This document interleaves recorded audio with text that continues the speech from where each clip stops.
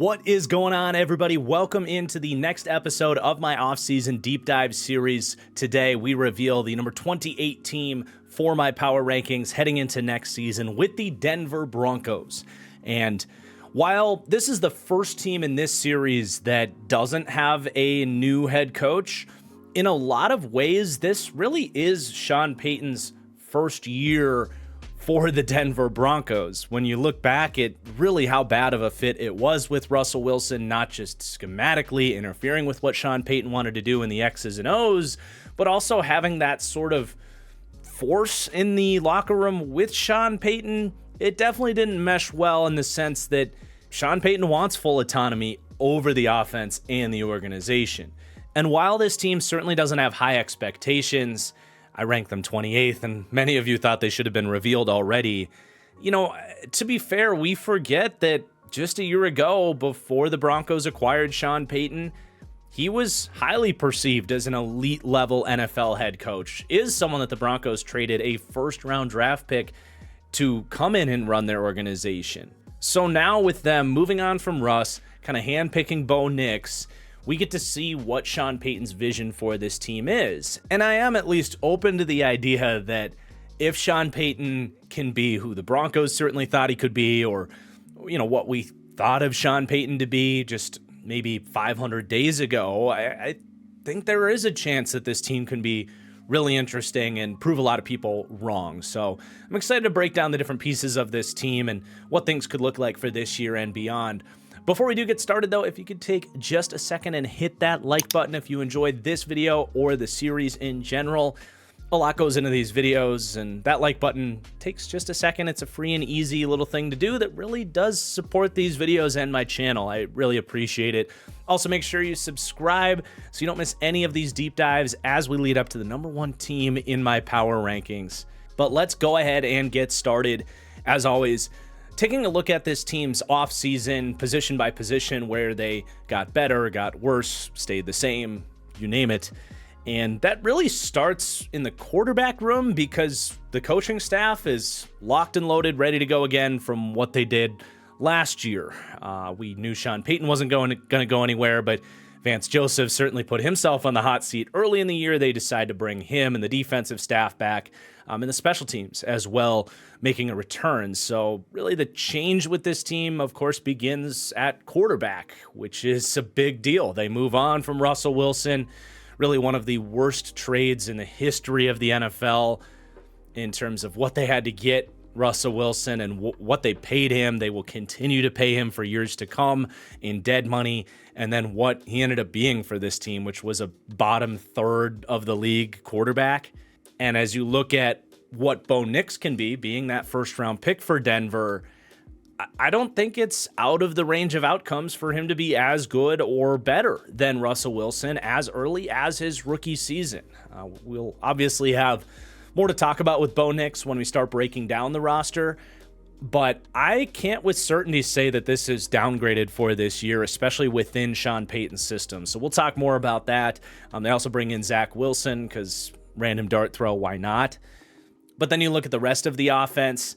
Running back, not a lot of change. It's the same guys back with the addition of fifth-round pick Audric Estime, who I do like, but probably not going to play much in his first year. Tight end, not much to speak of. Blocking specialist Chris Manhertz is no longer on the roster.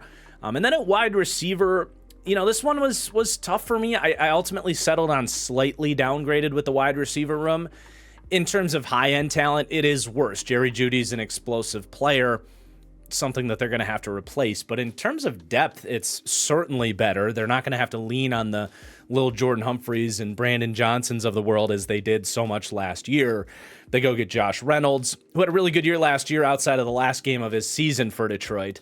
And then Troy Franklin, the talented fourth-round wide receiver out of Oregon that many thought would go a round or two earlier. And then don't forget about Tim Patrick. In theory, they're hoping he can get back healthy. He's missed essentially the last 2 years. Just has had really bad injury luck, but a talented player that had just received a contract before these injuries started to stack up, and he's back and on the roster. So we'll see what they can get from him. But then the real true big downgrade is going to be at that center position. They let Lloyd Cushenberry go. He signs with our latest deep dive team, the Tennessee Titans, and they're going to have to figure out that center position. Nick Garullo in the 7th round, probably not that guy. And then Matt Peart, as well as some O-line depth. So definitely some pieces moving with the offense, as there were with the defense. Some good, some bad here. I will admit, I actually really like the upgrades they made on the interior of the defensive line. Watching this team back, you could really feel like, especially with their interior D-line depth, the guys that would come in after DJ Jones and Zach Allen, I mean, they were like blocking sleds out there. You see the Dolphins putting up a 70-burger with a lot of running and just, running backs were getting into that second level very quickly on this team, and I think they did a pretty good job to beef that group up. They bring in John Franklin Myers, who's a little bit more of a tweener, more pass rush forward type of guy. Not that he's a bad run defender, but, they go and beef up that depth. Malcolm Roach kind of follows Sean Payton over, who Roach would have signed with as an undrafted free agent in 2020 with Sean Payton in New Orleans. Proved to be a very capable backup / 6 man of the year type defensive tackle for that Saints team. And then Angelo Blackson even is probably an upgrade over Jonathan Harris and Mike Purcell. So I actually do like the upgrades on the interior of the defensive line there quite a bit.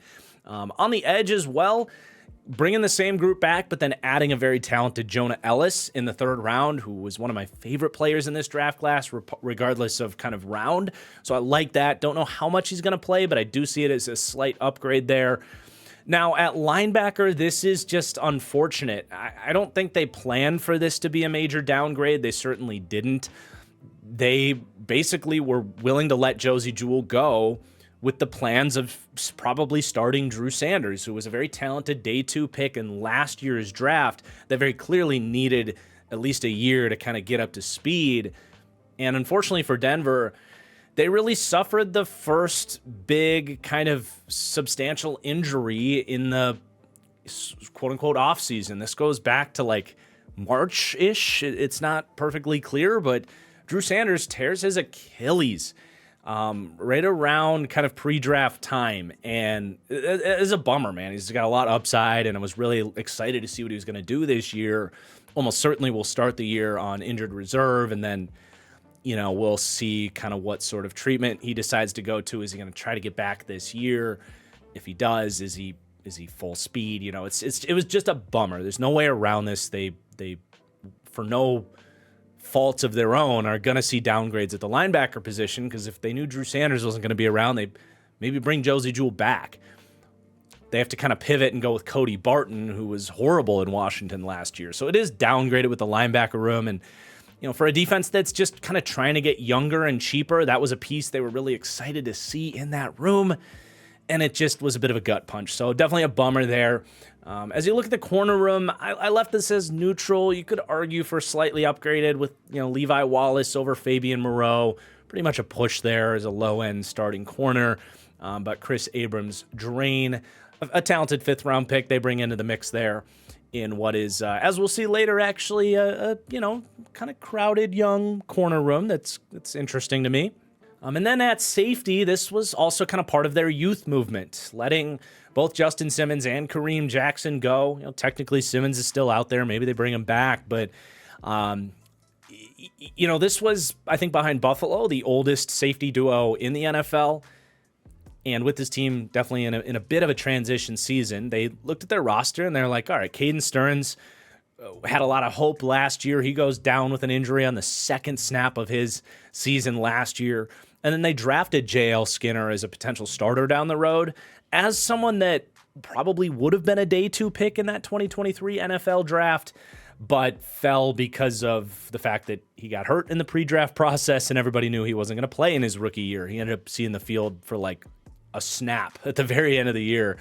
Might have been a special team snap. I don't even know. But while it is downgraded and an unproven room there, they have some guys that they're hoping will step up, and there is at least a plan there. And then Brandon Jones was brought in as a guy that started a lot of games that just kind of raises the floor of that group a little bit, but no one you're too excited about. So it is downgraded in the safety room, but I see where they're going with it. And then really no change with the special teams. So it was overall, in my opinion, a good offseason. Again, the Drew Sanders thing is just out of their control. If that doesn't happen, this probably looks a little bit better in terms of where they upgraded, where they downgraded. And you can really see the plan of where they're trying to go, even though they didn't have like massive assets and cap space to like overhaul this roster in the ways that, maybe teams like, Carolina and Tennessee did, who we've broken down. But we're going to break down all these position groups piece by piece, how they rank against the rest of the league. But first, I do want to talk about this coaching staff, what this team's going to look like schematically on both sides of the ball, and how this staff kind of ranks and stacks up against their peers in the league. And for Sean Payton, I talked a little bit about it with the intro, but man, in many ways, this does feel like his fresh start, his first year with Denver. He comes in last year being like traded for after taking a year off. And he had no choice but to at least try and make things work with Russell Wilson. But even at this time last year, you could probably see it coming in terms of that just not meshing. I mean, we even talked about it last year being, schematically speaking, just from an X's and O's standpoint, a weird fit, because Russell Wilson is like this deep shot oriented, get into scramble drill, get him out of the pocket type of quarterback, and that's not what Sean Payton wants in his quarterback. He wants a guy that's on time, consistently hitting the stuff he gives you, quick games, staying ahead of the chains, that kind of stuff. It just was always a weird mesh in terms of the scheme. But also, I do think from an ego point of view, like these are two super leaders basically, and it just did not mesh, and we saw it really blow up in an unfortunate way. No matter what the cost, be it some bad publicity with the way Sean Payton at least felt like he was forced to kind of handle that situation, to basically run Russ out of town. I don't think it reflected particularly well of Sean Payton, I'll be honest. It's not the end of the world, but it was a rough couple of weeks there when they were like, take a pay cut or we're cutting you. Like it just was bizarre and something we haven't seen before. But they had to navigate through last year, and now I think you head into this year and Sean Payton can kind of begin his vision for the organization, at least structurally, with the offense being more specific. But I am, dare I say, excited to see Sean Payton kind of come in refreshed with a rookie quarterback that's going to follow orders basically, and Sean Payton basically getting a chance to come in underrated and prove like why he is the coach that was consistently ranked in your top 5 head coach rankings and was someone that the Broncos traded a first round pick for, right? Like, I still think very highly of Sean Payton as a football coach. And I think even last year with Russell Wilson, you saw some very good coaching. People forget this team was in the AFC playoff mix really down towards the end, though they kind of put a priority on moving on from Russell Wilson than they did on trying to sneak in as a 7 seed just to lose to the Bills or whatever, right? Which long-term was probably the right way to go. So right now, I rank Sean Payton 13th as a head coach, which is a fall off from what he was in New Orleans, but it's certainly still a lot of respect for this guy. And when you look at my rankings for, pass game design, they're in the top 10. Run game design, ranking 8th to 11th. A lot of people are like, how have the Broncos not been revealed yet? Why are they over the Titans? Why are they over the Patriots? And I'm like, I still have respect for this man in charge of the offense here. And that does carry a lot of weight for me. But with that weight does come the responsibility for him to prove that he is still that guy. So it's a big thing to look for this year.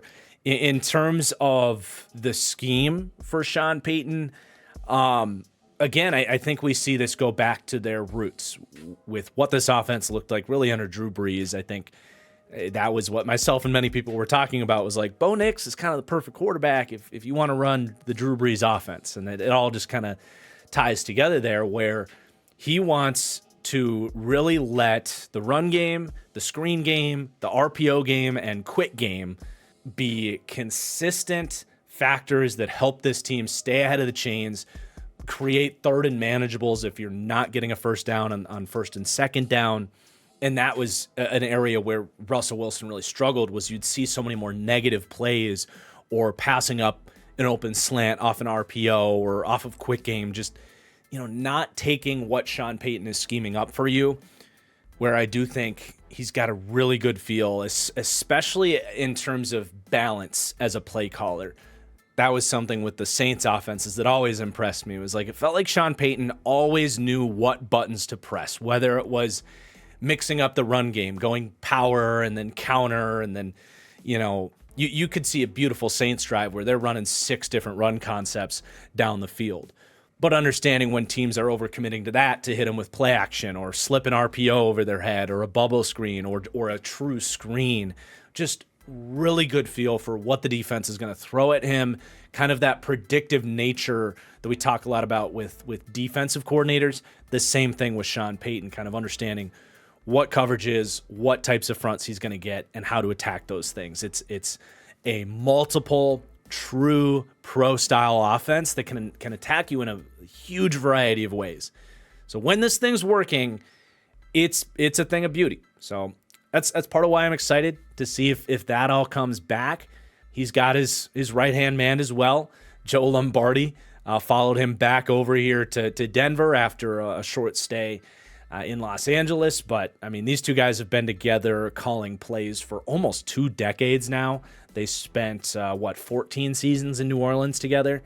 Now another 2 in Denver. Like, there's a lot of chemistry between those two guys, which helps play into that sort of, pressing the right buttons at the right time, the predictive nature. So it's a good combination. It's proved to be a good combination. And then on the defensive side of the ball, this is where I really want to hear from Broncos fans. I just want to get a, finger on the pulse of where Broncos fans are at with Vance Joseph, because it's polarizing, man. So Vance, who had been a flawed and failed head coach for the Broncos, what was that, 6 years ago, something like that. So he already kind of comes back to Denver with a little bit of suspicion. The first 5 weeks for the Broncos last year were historically terrible. They had probably the worst month of defensive football that the28 has ever seen. 35 points to Washington, 70 against the Miami Dolphins. That could have been more. 28 against the Bears, and then 31 against the Jets. And those weren't exactly high-flying offenses, right? Washington, Chicago, the Jets. Obviously, the Dolphins were, and they put up 70. So, he has this really bad, call it second impression on Denver. And I can't imagine the Broncos fans were too thrilled about that. Now, while it's kind of hand in hand for me, because while it was very tough to see his defenses look like that early on, it was his first 5 weeks, back with this team, but with the team. It was his first 5 weeks trying to figure out this defense, who's right for his scheme and all that stuff. And really, as the year went on, second half on, this was a league average defense with below average roster talent. And I think to see a guy make the right adjustments, identify the personnel that were an issue for him, getting I can't think of his name off the top of my Isang Bassi, maybe the slot corner, getting him out, putting in Jaquan McMillan, who was an undrafted free agent that he obviously wouldn't have been super familiar with, stepping in early, but making that switch, getting the young Drew Sanders off the field, making some changes in the cornerback room, changing some things up to make those things happen where they were a league average in the second half of the year. That is much more of how I feel about Vance Joseph, and I think it was really impressive to see him make those adjustments. So it's man, that was a tough start, but hey, really good finish. Overall, I'm very curious where Broncos fans are at with Vance Joseph. Are you optimistic heading into year 2 with Joseph back? Or is this no, this is going to fail, get him out of here? I just want to know, because it's polarizing, man. If I were a Broncos fan, I don't know what I would think about him. But ultimately, I'm I think Vance Joseph is a solid, maybe slightly below average defensive coordinator.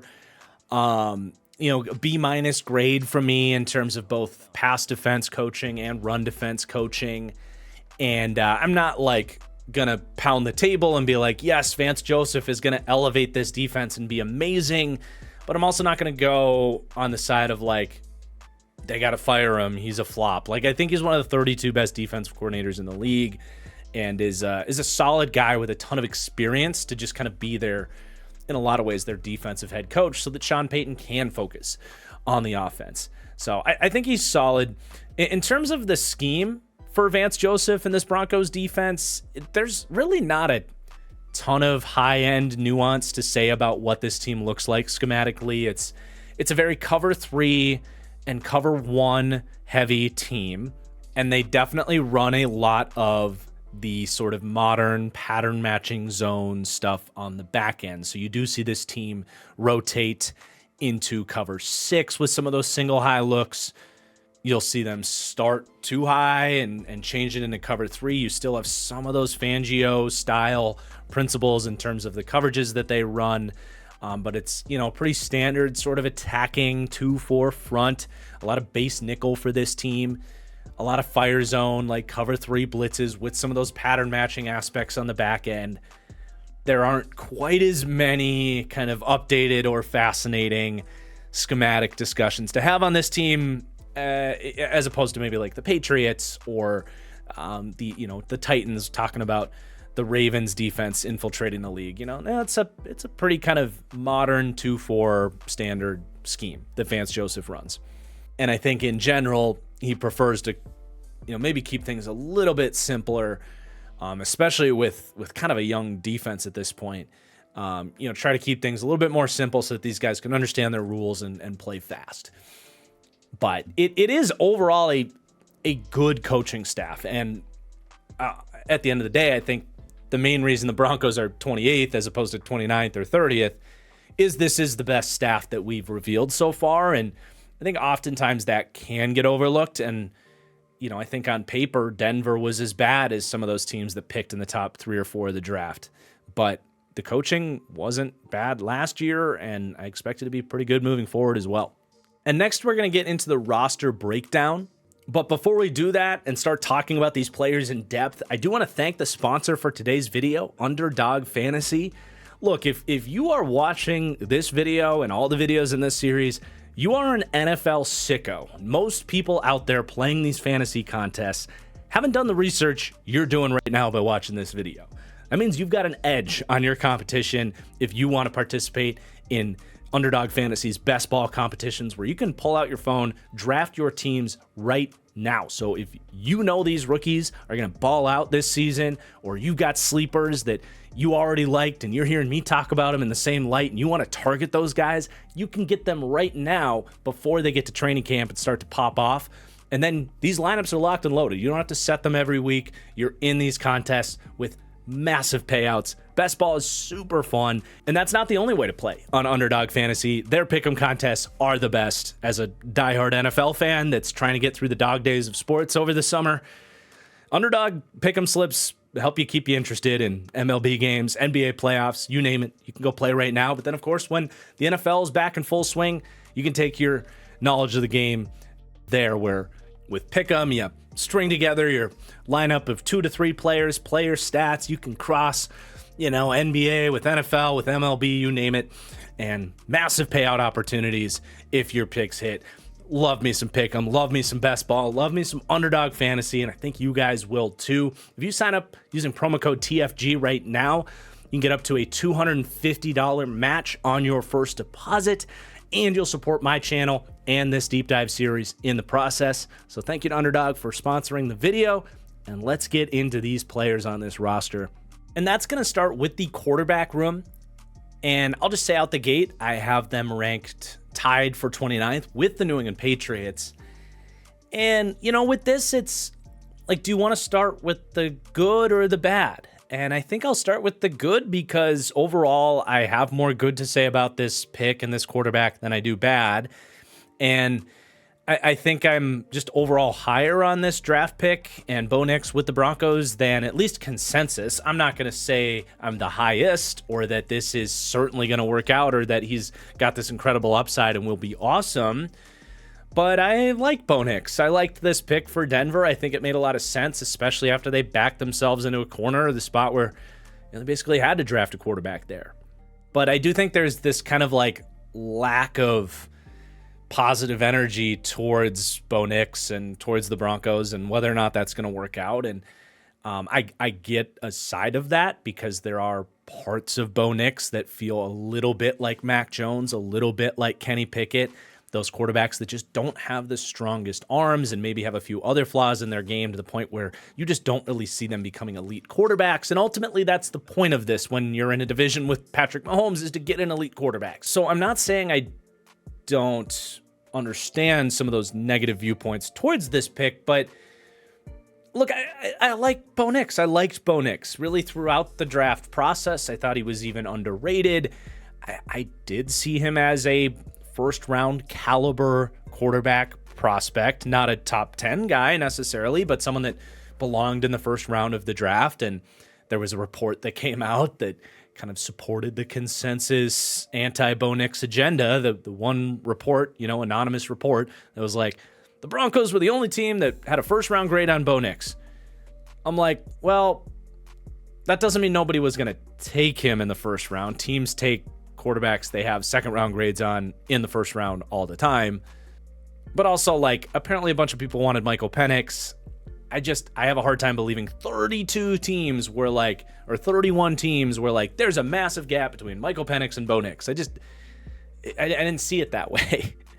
Maybe I'm wrong, but ultimately, I definitely see enough in Bo Nix to the sense that he can be a good starting quarterback in the NFL.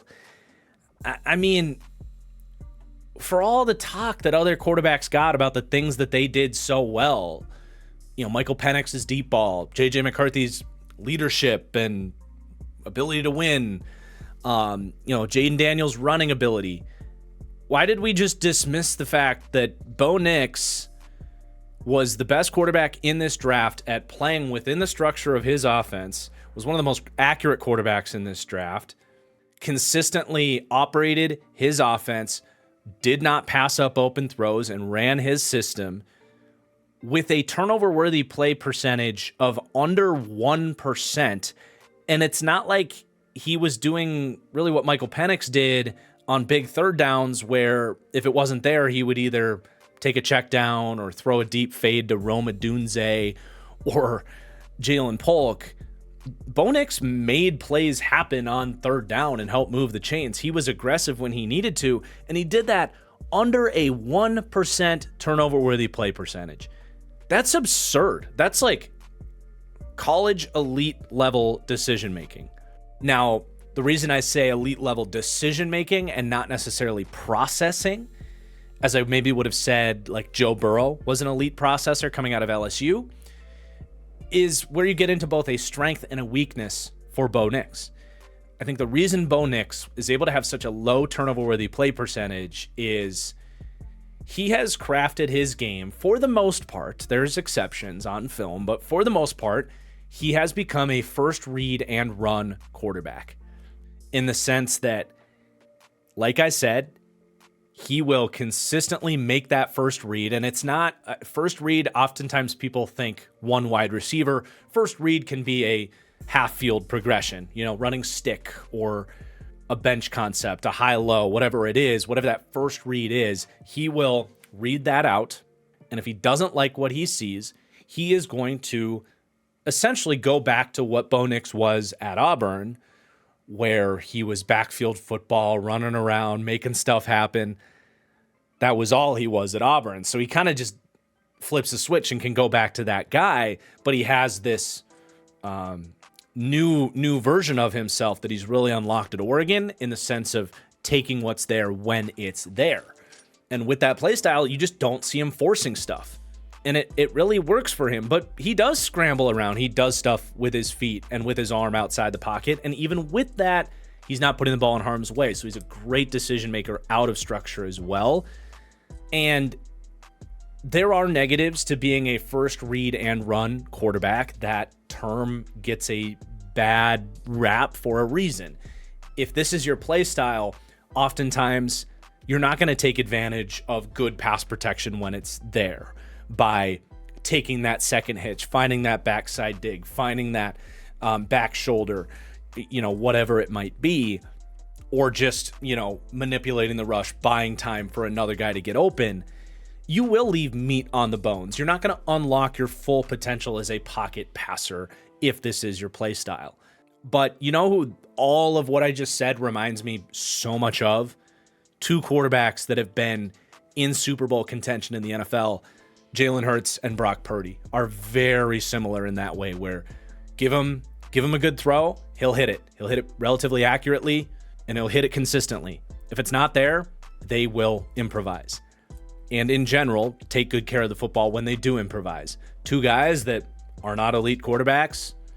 When you get into the conversation of Jalen Hurts making $55 million, and he's a different conversation because he adds so much as a runner, but strictly as a passer, and then even more so with the Brock Purdy comparisons, is he a guy that's worth $55 million and going to carry an offense for 10 years? Like, no, probably not. And that's probably not what they're getting in Bo Nix. But can they get Brock Purdy with the 12th pick in the draft? With Sean Payton, who in theory is going to be one of those top offensive play designers that's going to consistently give him a good read to throw to and then benefit from the creation aspects of what Bo Nix can do on top of that? Yeah, maybe. So ultimately, I understand the pick, especially when Sean Payton is going from Russell Wilson, who was a complete random button in terms of whether or not he was going to just take the open throw.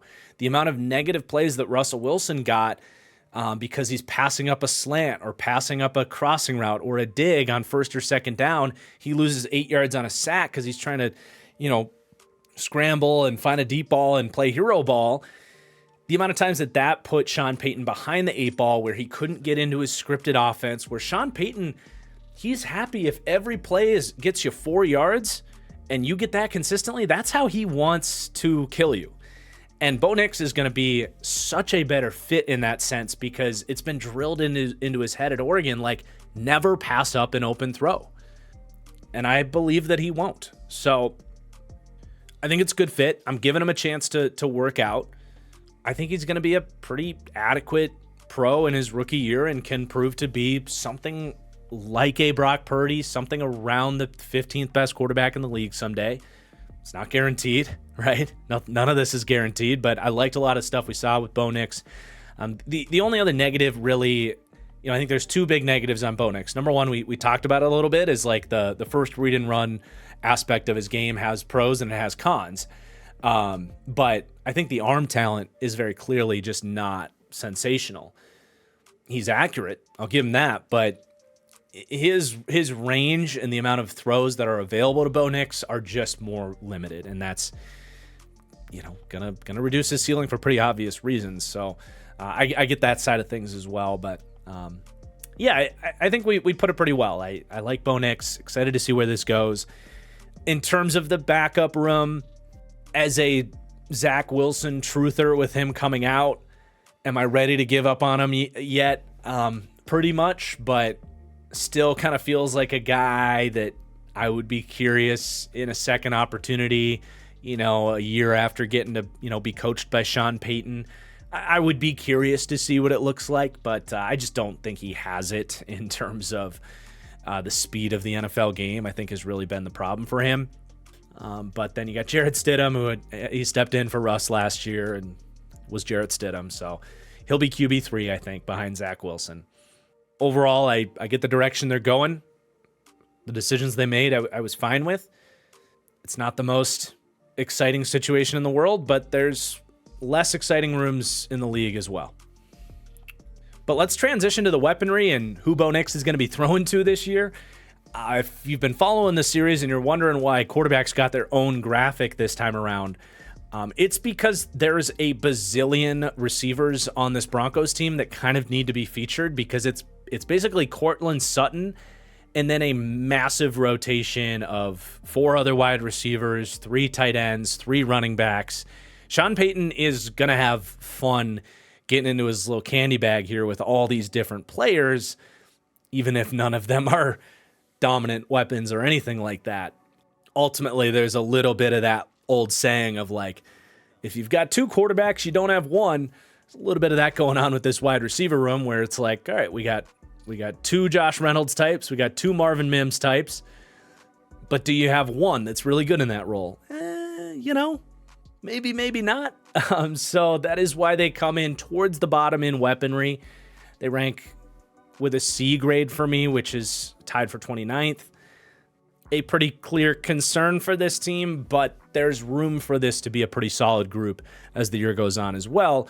And a big part of that is you have Courtland Sutton, who is fantastic. I think Courtland Sutton kind of showed last year, like, he's one of the more underrated receivers in the league. There's obviously so many big names at this position group around the league. And this wasn't the most dynamic passing game, but man, there's maybe, I don't know, 3 to 5 wide receivers that I would take ahead of Courtland Sutton in a true jump ball situation. Like, his body control, his body tracking, his catch radius, ability to work the sidelines and just catch balls through contact. It's spectacular.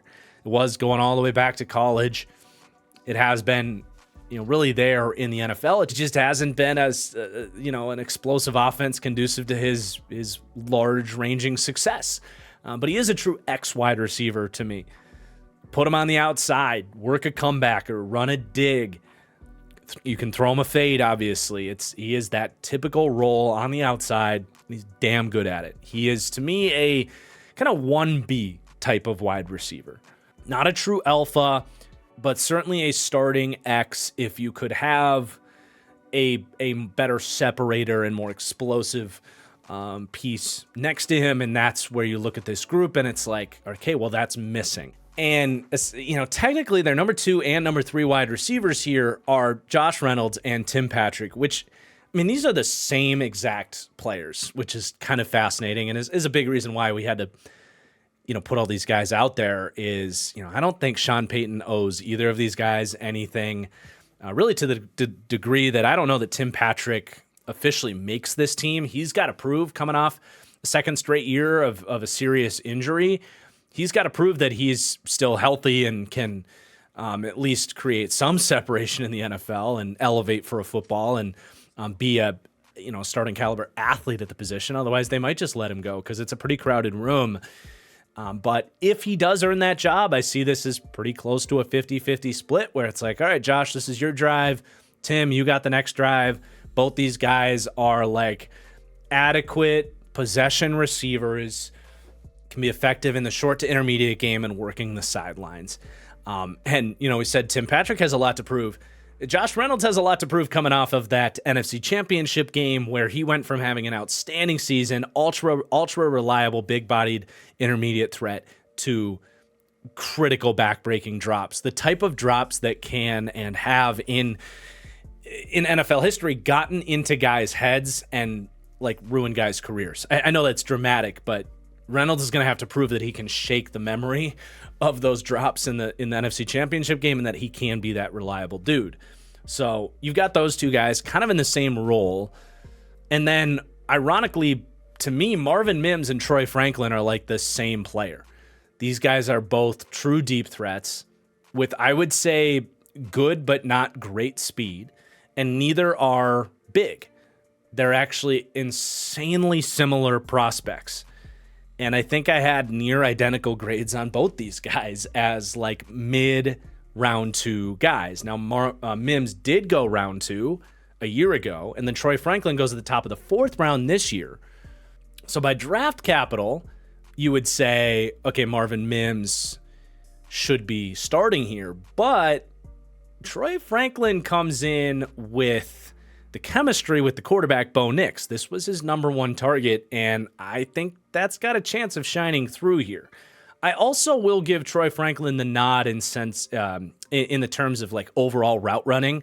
I think his ability to step into the slot and run a more wide variety of routes, it might not be elite. And my main concern with Troy Franklin is he just gets bodied up by bigger corners. He's like 175 pounds. And while he has the technique to run a dig or a hitch or anything like that, he doesn't have the play strength to play through tough coverage. So it's not something you want him doing all the time.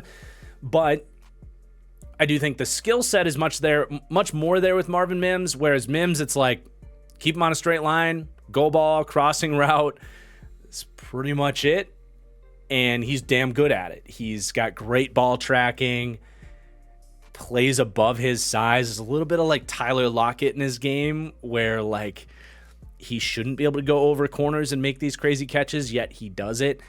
Good body control down the sideline. So there's stuff to like in both these guys. I think you would argue Mims has better ball skills, whereas Franklin is probably the better separator and the more overall, like, versatile player. With the tiebreaker for me being Troy Franklin's chemistry with Bo Nix on some of those fades, where does he want the ball, based on the leverage of the corner, but also in scramble drill, where Troy Franklin was Bo Nix's dude in terms of looking at the defense, having that high football IQ to find those open spaces when Bo Nix would start to scramble.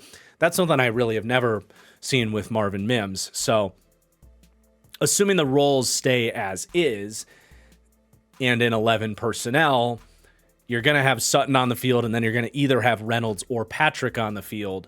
I think we see more of Franklin than Marvin Mims. That said, if they can get maybe Mims to be a little bit more versatile, I think you could get to a point where both Franklin and Mims are your wide receiver 2 and 3, and could be a little bit more versatile in terms of those guys' skill sets, if that makes sense. But at least as a starting point, those two, to me, are your true deep threats.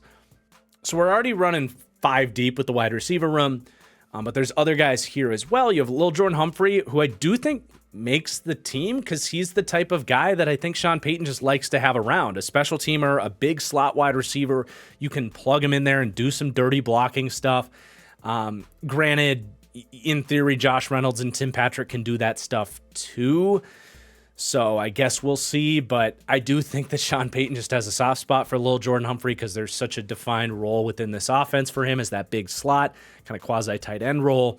And then Brandon Johnson, they had to lean on last year. He had some good games down the stretch. But I think with how much they brought into this room, especially signing a guy like Josh Reynolds, kind of tells you they don't really believe in Brandon Johnson. So maybe he ends up back on the practice squad. They draft Devon Vele out of Utah in the 6th or 7th round.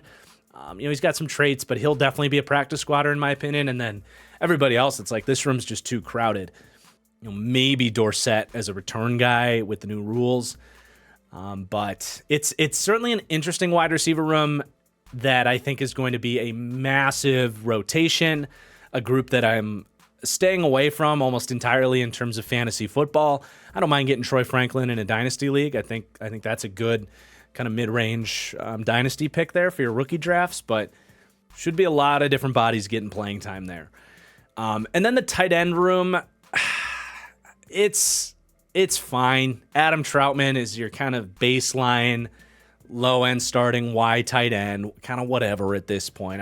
I'm no longer believing that Adam Troutman can, ascend to being a good starter at this stage in his career. But he's fine, does his job as a blocker. Greg Dulcich is the one people are going to be kind of keeping their eyes on.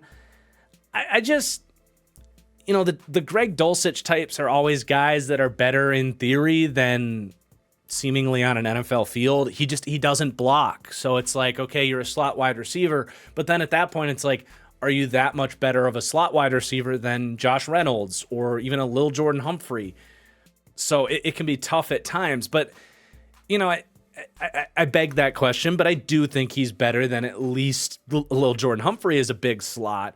And I do look back at Sean Payton's offensive track record with guys like Jimmy Graham, Marcus Colston, even like Michael Thomas. There's always room for that guy that runs slants and crossers and digs and is a mismatch problem over the middle of the field. And Dulcich can totally be that guy if he can figure it out. So you got to keep an eye on him. It's just a matter of like, what's his snap count going to look like with all of these different pieces? Does he kind of develop the ability to be like the guy, or is he more like he'll randomly get a target here or there and he might average 20 yards a catch, but he only has 20 receptions on the season, being just like a, seam and crosser threat. So, again, we'll see where that goes. I also have my eyes on Lucas Kroll to kind of thread the needle a little bit more there between, Adam Troutman, who's more of that typical slower Y tight end, and Dulcich, who's a true receiving threat. Look, they were definitely interested in Lucas Kroll in the last 6 weeks of the season last year, and for good reason. I wasn't familiar with his game.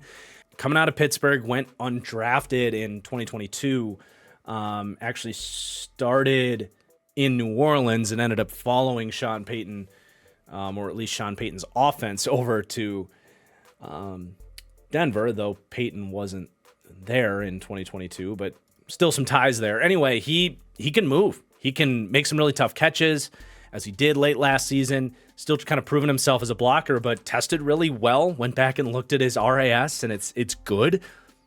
No one knows who Lucas Kroll is, but that's why you watch this series.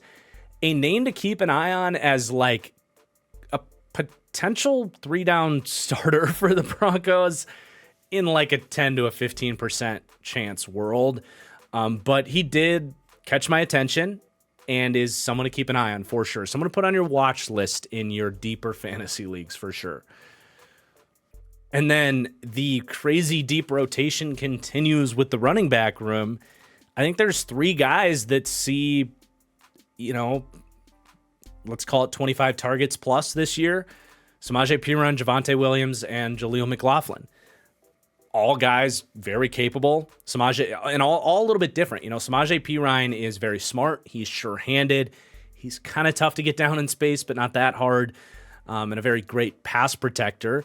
Javonte Williams is the most dynamic of the 3 in terms of contact balance out in space and that, and has some of the size for pass protection. And then Jaleel McLaughlin is the interesting, undersized rookie scat back from last year who has got a lot of juice, maybe a little bit more of that route running prowess and ability to get some explosiveness out of the receiving game. So these guys will all be a part of a running back rotation, all see the football and contribute to a decent degree. And even as you go down the running back depth chart, hard to say how many of these guys actually make the team. But it is definitely a prerequisite of being a Sean Payton running back is you have to be able to catch the football. And Audric Estime does have really smooth hands for a bigger back. And then you have 2 more kind of Jaleel McLaughlin-esque scat back types that are very interesting young players. Tyler Beatty was certainly draftable in my eyes. He just hasn't really earned the trust of a lot of coaching staffs, but is explosive. And then Blake Watson was kind of a late riser in the draft process, tested really well, and a dynamic kind of dual threat running back out of Memphis. So it's actually a very deep, very talented group of running backs in terms of the receiving game. So it's a very interesting group of weapons. I definitely think the floor is higher than it was last year because we just rattled off about 13 players that will realistically be touching the football this season. But how many of those guys are true difference makers? 1 in Cortland Sutton. So, it's not going to be controversial. It's a pretty low ranking group of weapons, but I do think the versatility is there, and Sean Payton can do some stuff with this group. Really looking at guys like Mims and Franklin, what can they be after this year, and how much do you need to invest in this group of weapons next season? But let's revisit the running back room as we transition to discuss more of the run game here. And it's not that much higher ranking in terms of the running backs here. They're in that kind of below average cluster with a C+ grade for me, ranking anywhere from 21st to 28th at running back. The main question here is, can Javonte Williams get some of his juice back, or is he really just kind of a shell of his former self coming out of North Carolina? I mean, his rookie year, he looked dynamic. He looked like a potential top 10 running back. I think led the league in missed tackles forced. If he didn't lead the league in missed tackles forced, he did per attempt. Everyone was excited to see him overtake Melvin Gordon as RB1, and then the injuries struck. And last year, he was mostly healthy, got almost 300 touches last year, but was wildly inefficient. Down to 3.6 yards per attempt. His missed tackle force rate was half of what it was in 2021. On more attempts, he had almost exactly half. He had 63 missed tackles forced in 2021, and he had 34 missed tackles forced in 2023. And you watch the tape, and it's like he's still okay, but he doesn't have like elite vision to compensate if he is losing some of that juice and power to run through arm tackles and shrug guys off and be that beast that he was early in his career. Again, he's fine. Went for 775 yards last year. Can get some breakaway runs, can find some angles. He's not horrible, but certainly has been underwhelming. And at this point, I'm definitely not counting on him to come back. And honestly, as the year went on, they became more and more intrigued with this Jaleel McLaughlin, who, with all due respect to any graduates or current attendees of the Youngstown State Penguins, Jaleel McLaughlin literally came out of nowhere. Was not on my radar, but I mean, his yards per attempt were almost double of Javonte Williams. He had 410 yards on 76 attempts. And as we mentioned, so Javonte Williams had 34 missed tackles forced on 217 attempts. Jaleel McLaughlin wasn't just some speed threat that was running away from dudes. He had 20 missed tackles forced on just 76 attempts, almost 3-1 in terms of if he's making guys miss per touch. So way more dynamic, way more efficient, not as much toughness and ability to fight for difficult yardage. I think the vision between the tackles is still something he needs to prove.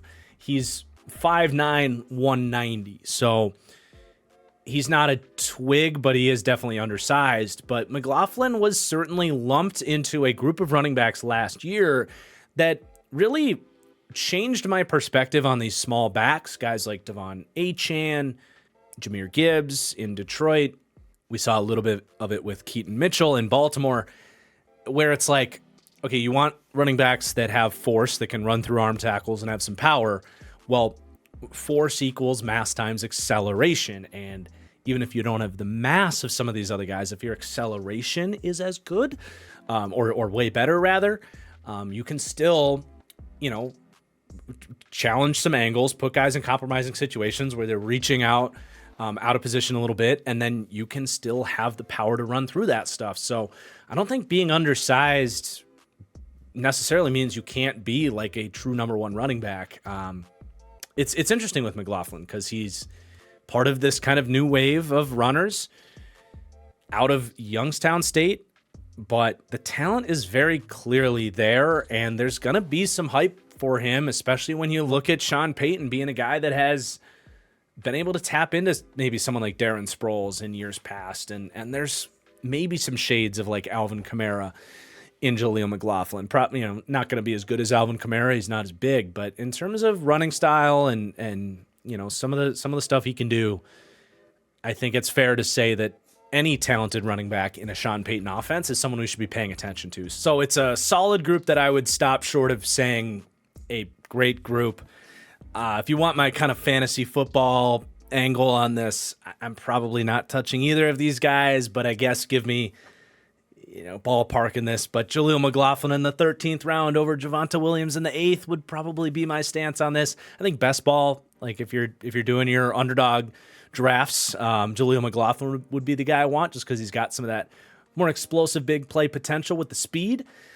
But yeah, in terms of depth, you got Samaje Perine, who, it's actually kind of counterintuitive. He's basically a receiving back only for the most part. He played in all 17 games last year and only had 53 attempts. And a lot of those were draws and runs on, passing downs. So, he's not going to get a ton of work in the run game. Audric Estime, I think, will inevitably overtake Javonte Williams, pending Williams kind of gets that juice back. I do like Audric Estime. I think he's very talented, should have been drafted earlier than he was. He's got light feet for a big guy, great vision, reliable dude. I think he can be a starter in the NFL, but it's probably going to be some time before we see that just because of the opportunity. And I think that they trust Samaje Perine so much that they're not going to cut him. And then, we kind of mentioned Beatty and Watson already when talking about the receiving game. Interesting players, but probably going to have to be practice squatters here because you're probably not keeping 5 running backs.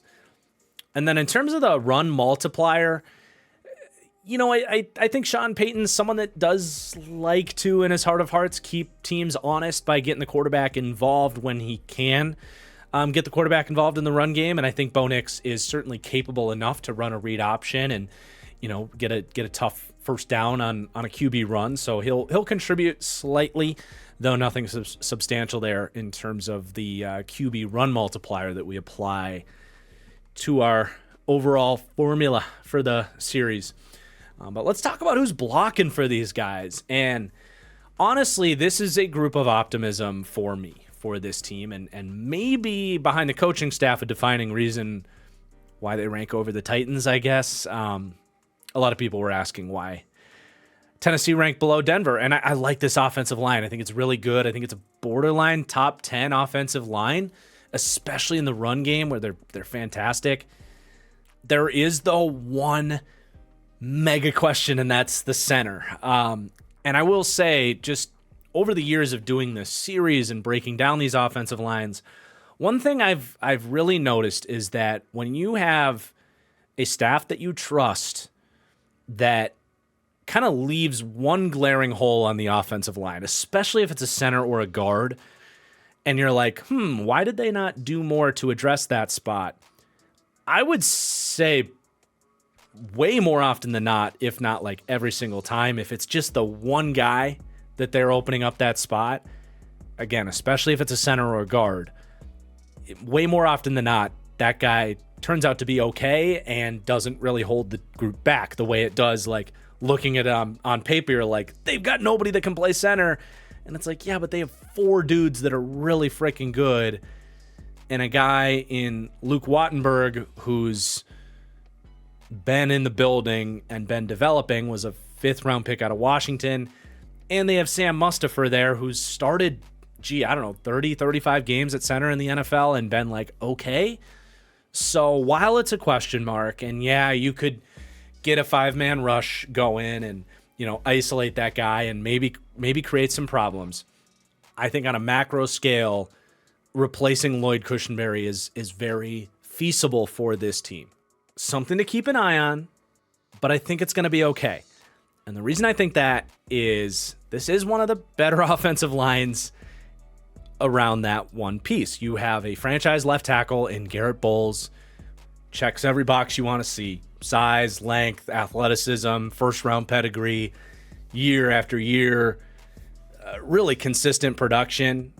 Earlier in his career, for one reason or another, he would fall off in the last month or so of the season, and for the most part, he's found a way to make sure that that's not an issue. And ever since he kind of fixed that, it's just been locked and loaded at left tackle. He's phenomenal, and having a franchise left tackle is obviously the biggest thing you can do for yourself in these offensive line rankings. You got Ben Powers at left guard. He's fine. Got a lot of money here. Started a lot of games in the NFL. Better in pass protection than he is as a run blocker. He's just not a fantastic athlete, but he's tough, relatively technically sound. Got a lot of size. Will get in guys' way and can flush dudes out at the line of scrimmage. As a 4th piece, he's perfectly reasonable. We'll come back to the center at the very end of this one more time, but Quinn Miners at right guard. He didn't take the leap in pass protection last year that I was hoping to see from him. He's still just kind of inconsistent in that phase. I think it's aggressiveness. I think he dips his head. He gets head over skis. He will miss his strikes at times, trying to kill dudes in pass protection the way he can in the run game. And you see him just have losses in that way. And he's a guy that if you just look at his grading profile, it matches what you see on tape, where he has individual games where he has elite pass protection grades, but then he has games where he's grading out in the red. Not to say PFF grades are perfect, of course, but it does check out, right? As long as he's staying within himself, he's got it in him to be a great pass protector. So I still think year 4, heading into a contract year, can that last kind of piece click together? And if it does, I think we're talking about a all-pro caliber guard in Quinn Miners, because he has been unlocked as a nasty run blocker, a truly sensational athlete coming out of Wisconsin Whitewater, who had all of the tenacity and everything you look for to be a great run blocker in the NFL. And that's all come true. And you're seeing these sort of game awareness and understanding of blocking schemes and just assignments and picking up the right guy as he climbs to the second level. It's been so much more consistent throughout the years, and that might even continue to get better. So I'm a huge Quinn Miners fan. That's nothing new for anyone that's been around the channel for a while. And I think there might be one more year of like him taking a step up for this group too, especially in that contract year, where I think he's every bit as capable of getting one of those massive $20 million a year contracts that these guards are getting right now. So look out for that to be kind of a mid-season Schefter bomb that, Quinn Miners gets 4-year, $84 million contract. And, viewers of this series know that was coming. That was, due to him this year. And then Mike McGlinchey at right tackle, I thought he was really solid last year. I was actually not so sure how he was going to look in more of a drop back passing game here in Denver, because he spent his whole career up to this point in San Francisco being very inconsistent in pass protection, but being in a Niners system that, as we know, really protects their offensive tackles with play action and moving pockets in terms of not having to get into the drop back passing game quite as much. And Mike McGlinchey throughout his career, because he's taller and lacks a little bit of sand in the pants, you would see him a lot of times lose against the bull rush, lose the angle around the corner, just be kind of uncoordinated and unbalanced in pass protection. As a run blocker, he's always been fantastic, and that didn't go anywhere this year for Denver. But I did see him do a much better job at handling those drop back pass situations. And I can't say I've studied Mike McGlinchey's tape in depth enough to know if this was something he changed, but it is something I noticed watching his Denver tape this year is he was doing something to handle the bull rush that I think really works for a guy with his dimensions, in that he was really kind of creating that 45-degree angle to prevent access to his chest and, utilize the upper body strength that he has a lot more, as opposed to, a lot of guys, when you're protecting against the anchor, you're going to be more upright, chest a little bit more exposed, but, using that leverage and using that length to slow guys down. McGlinchey struggles with that a little bit more, but he was angling that upper half, creating better leverage, and that's something that Joe Alt actually does really well and did well at Notre Dame, is playing with that more unique pass block technique. So, maybe something that someone that's way familiar with Mike McGlinchey's development in his game could confirm if that's something he added to his, resume this year, or if he's always done that. But it is something I noticed, and he held up very solid in pass protection. You still saw some of those issues for sure, but not someone I'm really worried about. It was a question mark for me last year that I think he answered, and he's still a good run blocker. So I think he's been worth the signing and will continue to be a good player for them. So, man, that's a really good looking group, right? It's just, can Luke Wattenberg or Sam Mustipher or Alex Forsythe or 7th round pick Nick Garullo, Quinn Bailey, who's played some interior, played some outside. They have a bunch of guys that will be competing for that center spot, and it's just a matter of, can the person that wins that job just be okay? And I think, especially for an interior offensive line position, that's not that much to ask for. It's pretty rare that one weak link on the interior offensive line is going to detonate an entire offensive line. Does it hold this group back from ranking higher than they could? Sure, absolutely. But I do think this is a relative strength for this team, being the offensive line, especially in run blocking, where it's really hard for one guy to compromise the whole group. Let's talk about the depth a little bit more. Matt Parrott, I always felt like he could emerge as a starting tackle in the league. He's been with the Giants that haven't done the best job necessarily of developing offensive linemen, so maybe something changes there. But I still think he's shown enough to be a decent enough depth piece, maybe a below average swing tackle there in Matt Parrott. I mentioned Quinn Bailey, limited playing time, but he's come in and been adequate when he has played. So another depth piece that I don't think you hate. Alex Palczewski is someone I would keep my eye on his tackle depth as well. I liked him coming out of Illinois. I thought he was strangely polished for someone that ended up going undrafted. We'll see if he makes the team. And then some of the other interior depth, Sam Mustipher, I would not be surprised if he ends up winning that starting job. And maybe that's best case scenario. He's started for the Ravens. He's started for the Bears. And he's not great. He's not the strongest guy or the most consistent pass protector. But I guess I would feel better about this team's floor with the offensive line if it was Mustipher. But it's nice to have that guy around if Luke Wattenberg can't take a step. Throckmorton, on the other hand, I certainly would not count on. He was horrible in New Orleans when they were starting him. He was horrible for Carolina last year when they were starting him. He's just not an athlete enough to hang at the NFL level. Alex Forsythe is another center option to keep an eye on here. Very experienced guy coming out of Oregon. So really for me, between Wattenberg, Mustipher, and Forsythe, I think they've got a pretty good chance of emerging with a replacement level center in there. Nick Garullo, I would not bet on. I was really underwhelmed by him. I was a little surprised he ended up getting drafted. And then I also think it's worth noting that their skill players here, maul dudes. Honestly, Adam Troutman is a very good run blocker. That's why he's still their starter. Michael Burton is one of the existing fullbacks in the NFL who does a good job. Cortland Sutton's been a very good run blocker throughout his career. Josh Reynolds, certified tough dude. Detroit liked him for a reason. So they do a good job of sealing the edge and getting some explosiveness on the perimeter there as well. Overall, I think it's an underrated strength of this team. With a question mark, sure, but a question mark that, it's much better that that's at center than it is at one of your tackle spots or even at a guard spot. It is very easy to protect a center if he's your weak link. It just is. They're almost constantly working on double teams. You might have to, coach around it and make sure that they're constantly working on double teams, but that's why Sean Payton makes the big bucks as well, right? So I'm really not terribly worried about it. We still will have to keep an eye on it and see where it goes. So to recap the offense overall, I have them ranked as the 27th ranked offense in the NFL. I think Sean Payton does give them a solid enough floor. I like the offensive line. And then beyond that, it's pretty much all question marks.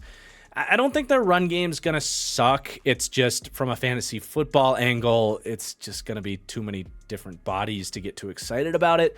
But this team was I want to say 14th or I think it was 14th in rushing DVOA last year. It was a contributing factor to this team winning 7 games or whatever it was last year, and I don't think that's going to really go anywhere. They've got some really good blockers up front and a capable running back room. Passing games obviously got major questions there, though. Just young quarterback, unproven weapons, you name it. They do rank closer to the bottom there, being 30th in passing game.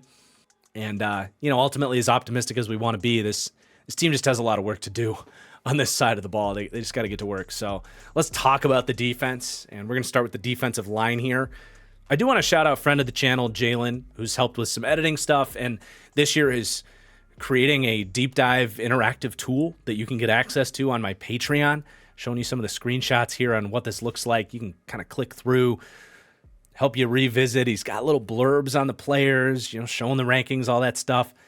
Just a really awesome addition to the series. So shout out to Jalen, and if you want access to the tool, you can get it patreon.com/thatfranchiseguy if you want to check that out. But let's start the defensive breakdown with the defensive line, and specifically I want to start with the edge group and work our way in. There's a lot of bodies to talk about here. It's actually a pretty fun room, in my opinion, both on the edge and the inside. You now have a good 8 players here that will be in the mix, which is not where this D-line has been coming from the last couple of years. And I'm on the record saying, from a raw physical ability standpoint, or at least athletic standpoint, you will not find a more athletic edge duo in the National Football League than Baron Browning and Nick Bonito. I think Micah Parsons and Sam Williams gets you close, but I want to emphasize truly how special these guys are in terms of get off, speed, foot speed, bend, agility, whatever you're looking at in terms of athletic tools, they are there. And Baron Browning missed the first 6 weeks of last season, a season that we had a lot of hype for what he was going to look like here in year 3 as someone that entered the league as an off-ball linebacker 3 seasons ago. So last year was his second year as a true edge. A ton of flashes in his first year, but he missed the first 6 weeks with a meniscus injury, and then came back and I would say finished strong. I would say he looked up to expectations, but didn't necessarily shatter expectations of what last year was going to look like. But now heading into a contract year, healthy, the week 1 starter, in really his third year of playing edge rusher at a highly competitive level. I think he did some of it coming out of high school and early at Ohio State, but he really spent, 3 years as an off-ball linebacker? So you really set this up like this could be a monster season for Baron Browning. Definitely a guy I'd be throwing on my breakout player lists for the upcoming season. And what's fun about him is we've already mentioned the physical traits, but he's got the skill. Like, he beats you with spin moves and swim moves, and he's got like a finesse skill set. He flashes some of the power. I think that's where, if he could just put on like another 5 pounds of like functional muscle, I think he's listed about 6'3", 245. If he could play closer to 250, 255, could be really exciting. But there's so much to like, and some of the linebacker stuff translates for him, like the ability to stack, shed, keep his eyes in the backfield, understand run lanes and gap discipline. It's very good. There's a lot to like in Baron Browning. He just hasn't quite gotten that opportunity to be fully unleashed on the league, and I think the hope is this year, in that contract year, this could be it. I mean, if I could compare him to a player, I think Josh Allen, the edge rusher, is like kind of his upside as a top 10 guy, just like incredible physical tools. Josh Allen, in terms of the trajectory, was very similar. Coming out of Kentucky, played a lot of kind of hybrid off-ball stuff. Earlier in his career was a little more raw, was a good pass rusher, but not a great one. You see the yearly trajectory, though, and Josh Allen's like, close to a defensive player of the year candidate. So there's a lot of similarities in those two guys' games. And for me, he is potentially the most exciting young player on this Broncos team, maybe not named Quinn Miners. So very excited for his season coming up. But I actually want to talk about Nick Bonitto next. Even though he's not a full-time starter, we'll get to Jonathan Cooper. He does some good stuff for this team too. But Nick Bonitto is another guy that was hyper raw coming out, heading into year 3, but was a second-round pick coming out of Oklahoma. And my pro comp on him was, I kid you not, a literal ball of lightning was what I wrote in my draft guide for him. It's just his combination of the get off, the speed, and the bend around the edge is different. It's honestly very similar to what we saw with Chop Robinson coming out, went in the first round to Miami. Like Nick Bonitto, Chop Robinson as prospects, very, very close. And with Bonitto, we've seen some production now. So he didn't play a ton year 1. But last year, he played about half the team's defensive snaps, ended up with 47 pressures, 9 sacks. Now, 18 of those 47 pressures came in 2 games against the Chiefs and the Browns. So the week-to-week consistency wasn't quite as good as those overall numbers would tell you. But one thing you did notice is they unlocked something with him against the Chiefs, because Patrick Mahomes likes to have those deeper drops, and they have, oftentimes bigger, clunkier tackles. Bonitto's ability to just win that angle and threaten Mahomes at the top of his drop made him very uncomfortable. And it's a unique weapon that this team has. Baron Browning is similar in that way too, with the speed.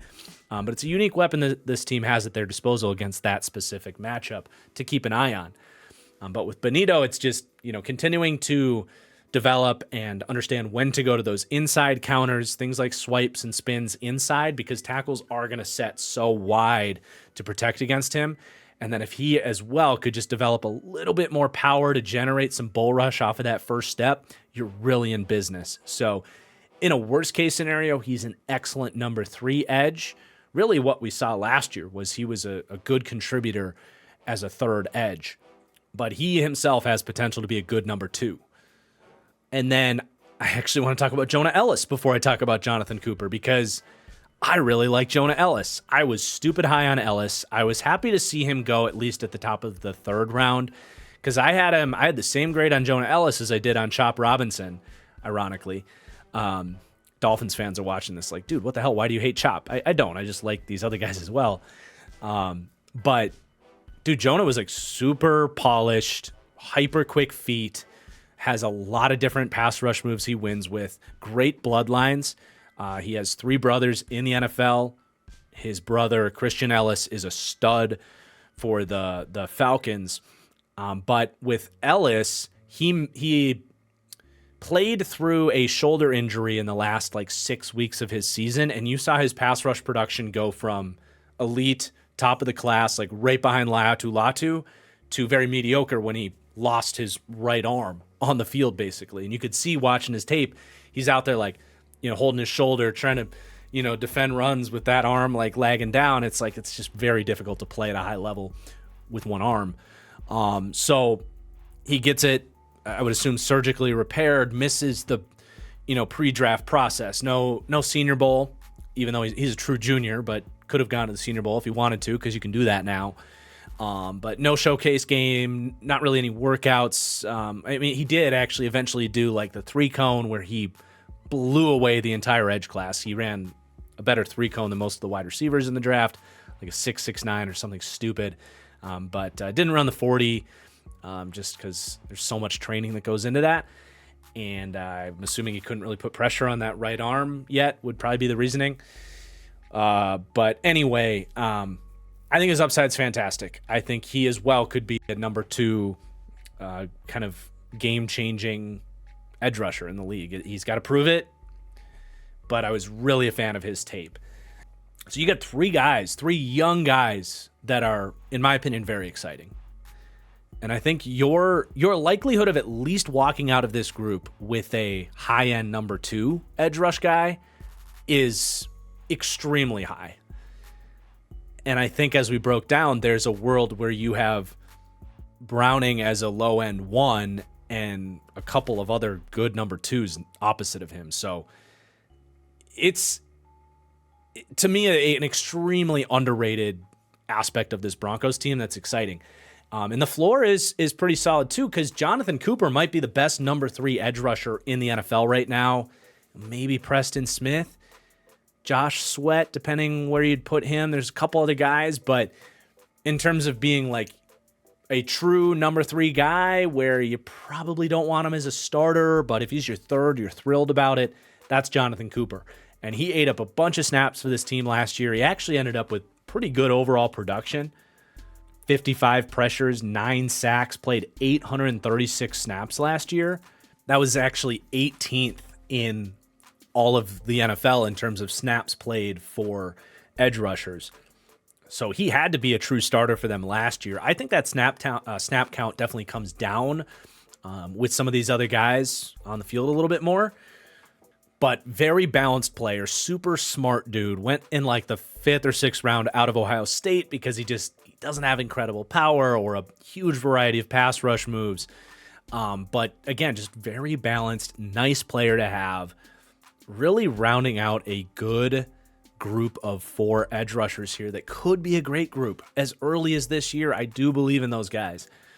The depth behind them almost isn't worth talking about. I don't know how many other guys see snaps here. I would expect either Ronnie Perkins or Thomas Incoom make the team. But honestly, that was pretty optimistic in terms of the edge group. It's unproven. You got to see it head in the right direction. But honestly, that was a pretty optimistic outlook for the edge group. They've got a lot to prove, but I believe in this group. I actually really like what they did with the interior defensive line as well. And when people say all the Broncos did was get worse, this is where I look. I'm like, no, this is actually a massively upgraded group.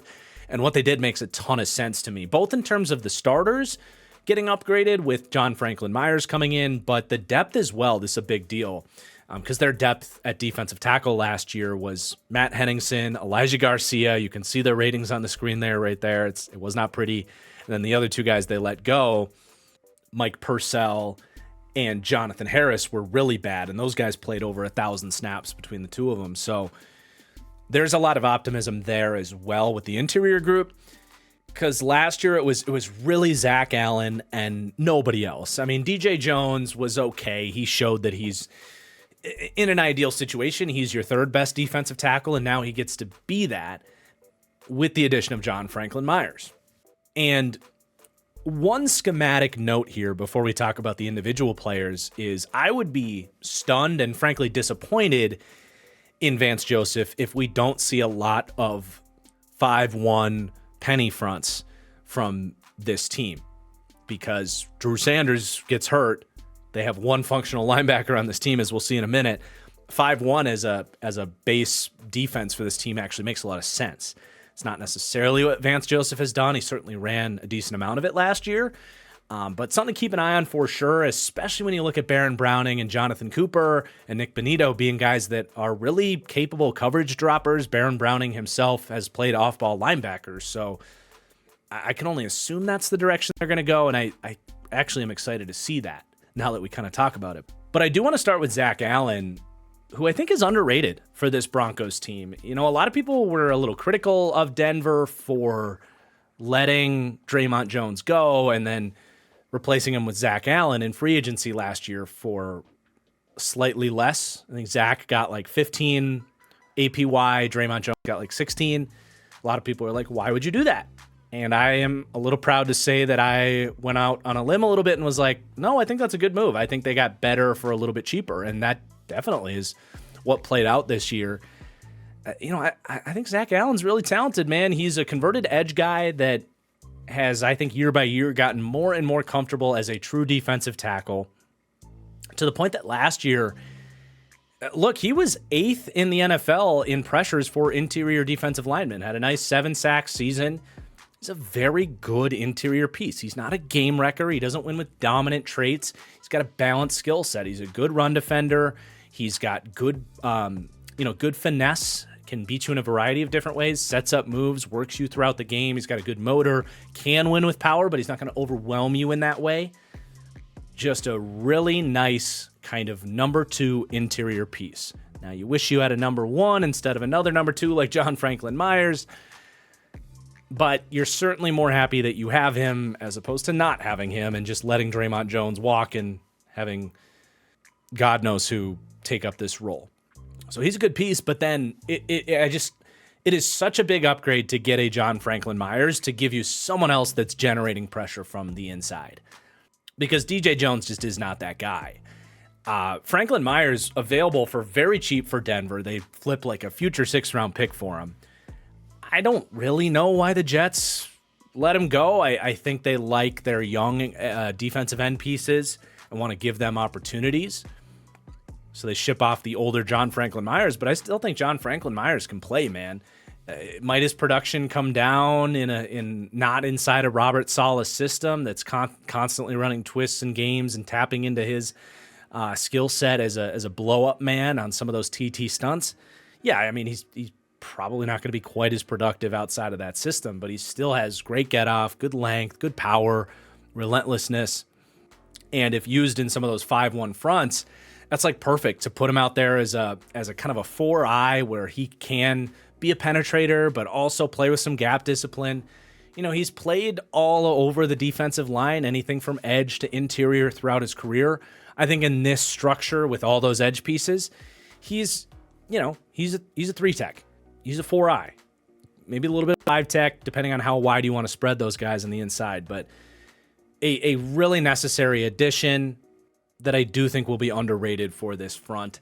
And then DJ Jones gets to slide in as either a nose tackle in those 5-1 fronts or an early down, defensive tackle for their any sort of base nickel or whatever they want to run.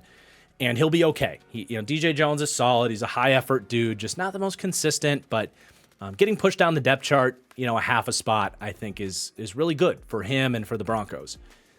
And then their depth is just so much substantially better. Malcolm Roach, as a first guy off the bench, is a really nice signing. They gave him a good 2-year, $7 million contract. He earned that as an undrafted free agent.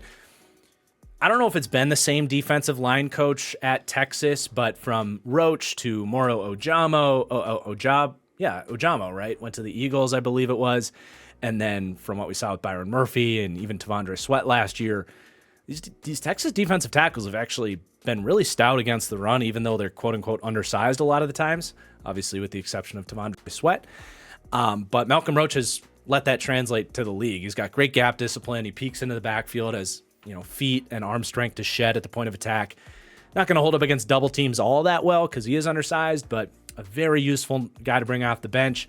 Angelo Blackson as your DJ Jones backup makes sense. He's played a gazillion snaps in the NFL, is what he is in that role. And then some of these guys that had to play last year, Matt Henningsen and Elijah Garcia, are getting buried, having to fight for roster spots. So it is probably the deepest defensive line that we've covered so far in terms of having, I mean, that's a legit 9 guys that will be a serviceable, capable group, an upgrade to what they had last year. And while you're lacking those game-wrecking players that can elevate this up to being kind of a top half group of the league, you don't have that game wrecker that's going to exploit one-on-ones consistently quite yet. You're hoping maybe Baron Browning can get there. But this is still, for me at least, a solid defensive line now with a C-plus grade, ranking 20th to 26th, and certainly the room on this team that could surprise people the most and shatter that ranking if some of these guys hit. But let's talk about the linebackers. There's really not much to say here, man. I mean, I love Alex Singleton. He's one of the better run-defending linebackers in the league, but just not a great athlete in space. He is aggressive, can lose some of that discipline and coverage, but he is an impact in terms of the run defense. He's really special. He's got the size to dominate blocks. He's just a man on, he plays with his hair on fire. He's got the long flowing hair. Came into the league undrafted, has had to fight for every single snap that he's been given in this league, and still continues to play with that passion and that energy. He's one of the harder hitters in the league. He's a heavy contributor in run defense. That's factored in here, but in coverage, not much to speak of. And then, you really were looking at Drew Sanders being a nice running mate to that, being more of the fluid athlete with the length and the coverage feel and the high athletic blitzing ability. You're going to be missing that, at least for the first 2/3 of the season, and I just would be surprised if they rush him back, Drew Sanders.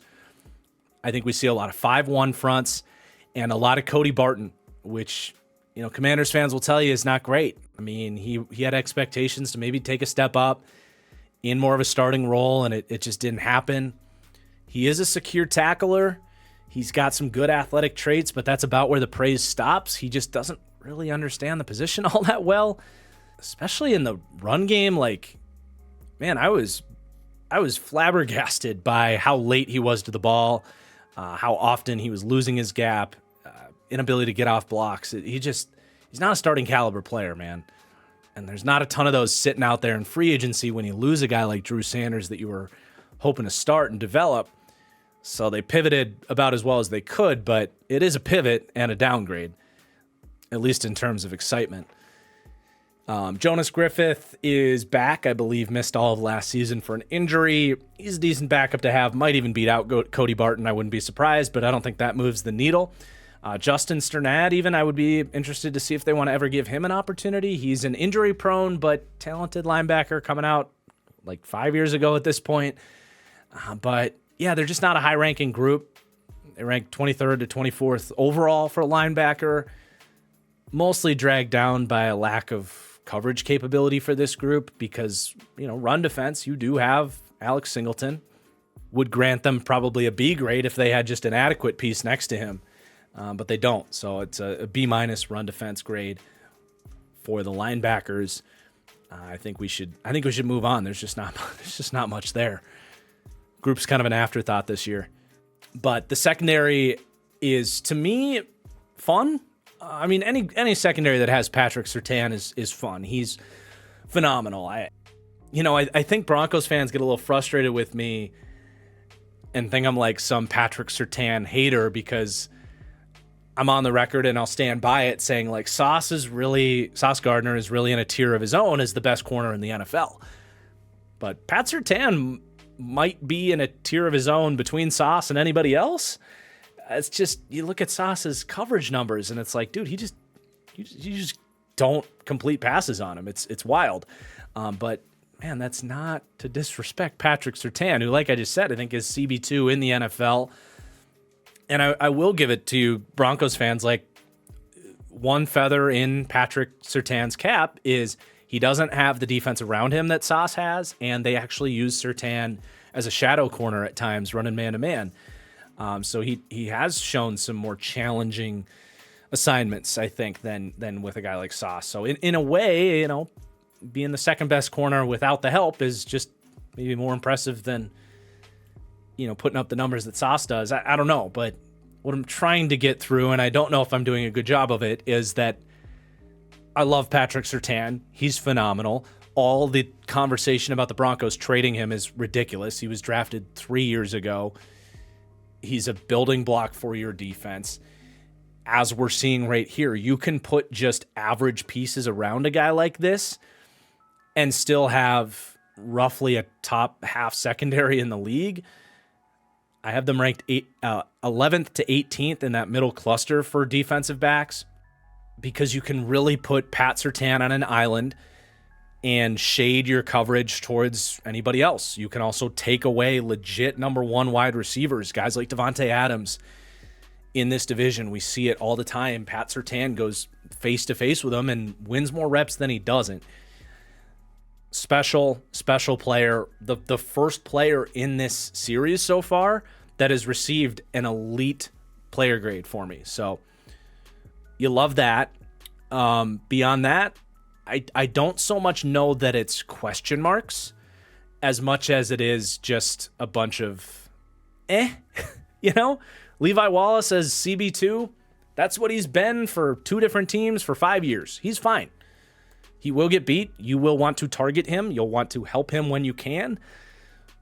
Not a phenomenal athlete in terms of foot speed and hip fluidity and all that stuff, but he's a smart zone corner, good ball skills, tough dude. He's fine. I just don't have a ton to add about Levi Wallace, but I get why they signed him. Jaquan McMillan, if we were going off the first half of the year, he would grade out a lot better than he is right here. But for a guy that was, really breaking onto the scene as a year two undrafted guy, had a, kind of a phenomenal emergence for this team just at around that time where the defense was starting to play a lot better. Just incredible plays on the ball, pass breakups, interceptions, some of the run stops he has, blowing up screens, being that frisky slot corner, showed a lot of stuff. But, as time went on and some of the opportunities to make plays like that, teams stopped testing him on some of those plays maybe. Some of that playmaking disappeared down the stretch, and you started to see his coverage deficiencies get picked on a little bit more. So I do think it's kind of a big year for McMillan. I mean, he's shown he can play, but I don't know that he's necessarily proved that he's like a must-start slot corner either. I love his just overall demeanor, the playmaking instincts. I think with continued development, maybe a better pass rush in front of him, he can hold up in coverage a little bit better. But I'd be lying if I said there weren't some concerns down the stretch last year either, and that's why I don't have the up arrow on him, because you could argue there's actually a down arrow on him with how his season ended last year. So we'll see what they get from him. But I don't think he's going to just suck. And you should have a pair of starting caliber players there to complement Patrick Surtain. And then the cornerback depth is interesting to me. You have, I would say, 2.5 names that I like here. I do like Riley Moss, third-round pick last year. I do think he fits Vance Joseph's system, with a lot of cover three and a zone-heavy pattern-matching system. Theoretically, it's very similar to what they did at Iowa. And I could see him pushing Levi Wallace, and he's in a spot where he has to earn that job. But, he didn't see a lot of playing time in that rookie year. Only played 25 snaps in 8 games. So not much to really speak on there. He was only targeted once on 25 snaps. But certainly the most interesting, sort of highest upside guy they have, Damari Mathis. I was definitely a fan of his game, and I was kind of taking victory laps after his rookie season when he became a starter as a rookie. Had a good rookie year for what he was as a 4th round pick. Has some traits with the size and the speed and the physicality. but was starting out the gate in year 2. Someone I was definitely excited about, and holy woof. Now, to be fair, while he was a contributing factor to the historically bad defense, he was caught up in the historically bad defense and then never really given another chance after he got benched in week 6. Still only in year 3. I don't want to just write him off after one bad year, but obviously there were some coverage deficiencies. Gave up 4 touchdowns in the first 4 weeks of the season, and it really didn't stop after that. Needs to kind of take a step back and rework his game. Just a lot of problems. Gets grabby down the field. I think he was over-aggressive in zone at Pittsburgh, became a little under-aggressive in zone. Getting to the NFL, so you got to find a nice balance there. Needs to process routes better, all of it. So he takes a back seat here, but don't be stunned if he bounces back at some point in his career. He's got talent. And then Chris Abrams-Drain is a nice pick as well.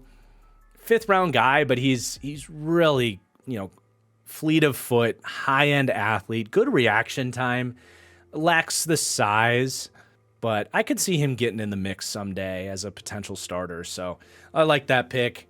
Tremon Smith is a career special teamer that has gotten some snaps as a corner and been but I wouldn't be surprised if he makes the team too, just as a return man or whatever. And then you get to the safety group, and it's a tough sell to try and get anyone excited about this group. But I will say there's 2 fun things about this. Is I think Caden Stearns and J.L. Skinner were good prospects. Skinner was one of those guys that everybody kind of wanted their team to spend that 5th round pick on because he would have been a 2nd or 3rd round pick-ish if he didn't get hurt. So you just got to wait a year. Here we are. We waited a year. I think he's going to get an opportunity to compete here. So I think there's potential with those 2 guys, with Stearns as more of a free safety, Skinner as more of a box safety. So that's one selling point. And then the other cool thing about this is outside of Skinner, the other 3 safeties were all Texas teammates. And while that's a fun narrative thing, I think there's actually something to that. I think communication and chemistry is, I don't want to say the most important thing for a safety group, but it definitely matters. And I believe Locke came out in 2020, Jones was 2021, and Stearns was 2022. These guys were all teammates. It's a fun aspect of this defense. And even the corner room, Patrick Surtain and Levi Wallace were both Alabama guys. So if you're creating a Madden Ultimate team here and you need college chemistry, you've at least got a boost there. If only that mattered for the Broncos here. But yeah, it's a question mark, to put it lightly. I do think Caden Stearns can be a good starter. I think he's shown really good stuff. It was pretty tragic when he went down the 2nd snap of the season. Patellar tendon injury. So we'll see what the recovery looks like for him, if he's ready to go. It's not an easy thing to come back from, but I think it's doable with modern science. And, the arrow was definitely pointing up on him to sort of overtake Kareem Jackson last year. And if you can get it back on that trajectory, he's someone you can be excited about again. Good size, good speed, good playmaking on the back end. As I mentioned, I think has potential to be a starting free safety in the league. But then likely next to him, at least week 1, should be Brandon Jones. They gave Brandon Jones more money than I would have, certainly. 3 years, $20 million, 11 guaranteed. I definitely don't think he's played up to that level in his time in Miami.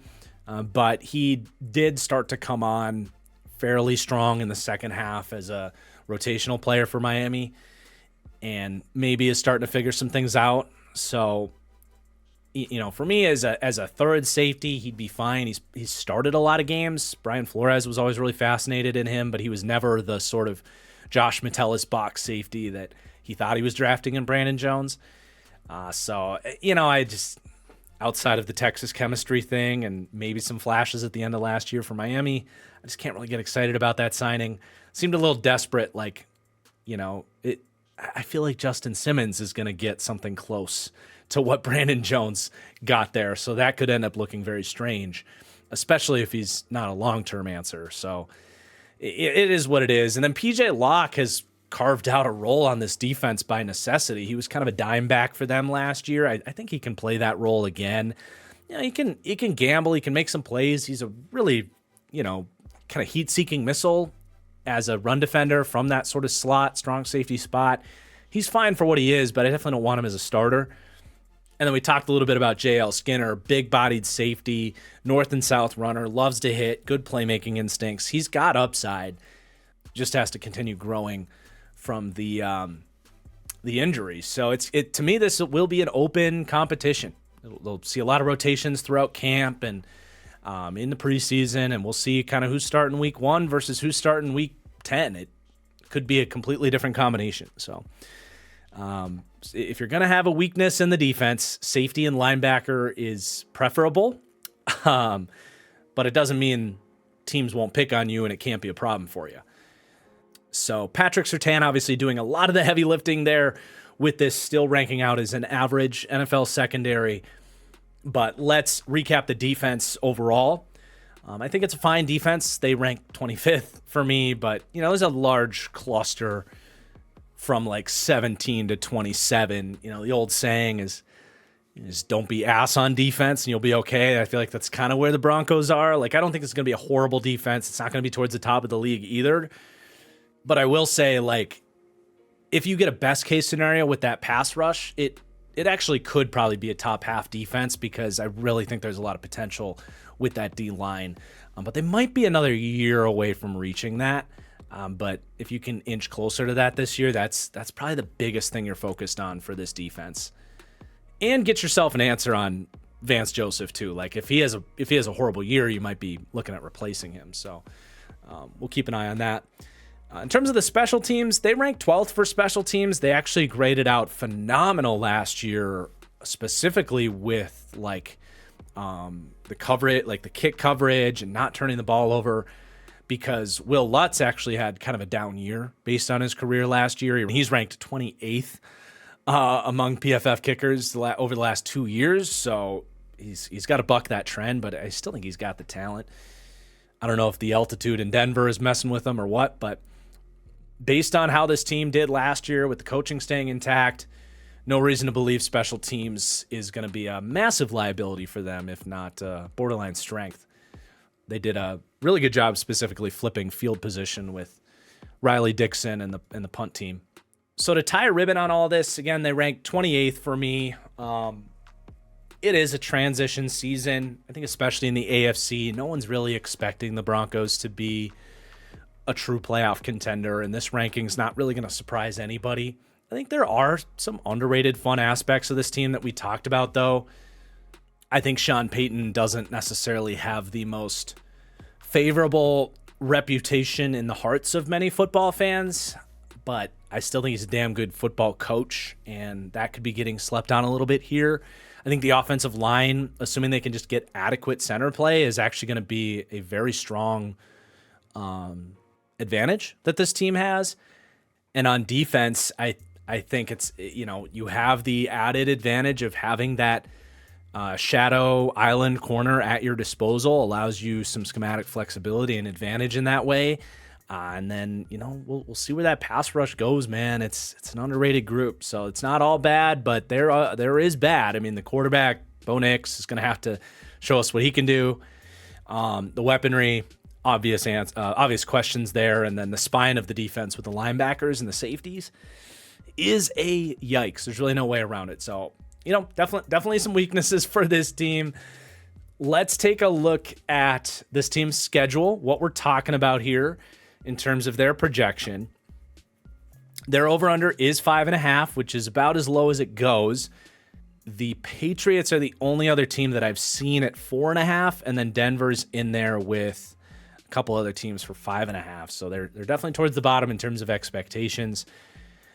I do think Sean Payton is one of those coaches that more often than not is going to walk away with a 6-7 win season no matter what. And I look at this schedule and there's worse draws. They do get to play the NFC South, which is one of the weakest divisions in football. That Week 7 Sean Payton revenge game at New Orleans, that'll be a ton of fun. He's obviously very familiar with Dennis Allen's defense and vice versa, so that'll be a fun game. But then their own division actually isn't very strong by AFC standards. So as far as AFC schedules go, the Broncos is not bad at all. Probably too many question marks for me to take the over with any confidence. I would lean towards the over and say they can get to 6 wins, but I want to feel a little bit more confident than that if I'm making a, season-long futures bet. Definitely not Super Bowl upside for this team. Not this year, probably not next year. This Broncos team definitely feels like they're a year away from being a year away. But are there some of the pieces here with Sean Payton to say, Bo Nix, third year of his rookie contract, if you draft well and develop well, and Sean Payton is the coach that you acquired him to be, is there a direction for this team now with Russell Wilson gone and a path for this to be a high upside team someday? Yes, and I think that's in a better spot than coming in trying to make this thing work with a 35-year-old Russell Wilson. So that was me trying to be optimistic about the Denver Broncos for an extended period of time. And now we'll just have to wait till the season rolls around to see how they can do. You guys will have to let me know in the comments down below if you were one of the people that were like, no way the Broncos are better than the Titans. Not that the gap is significant at all, but did I at least show you some of the reasons where they are better than the Titans? Or am I still crazy?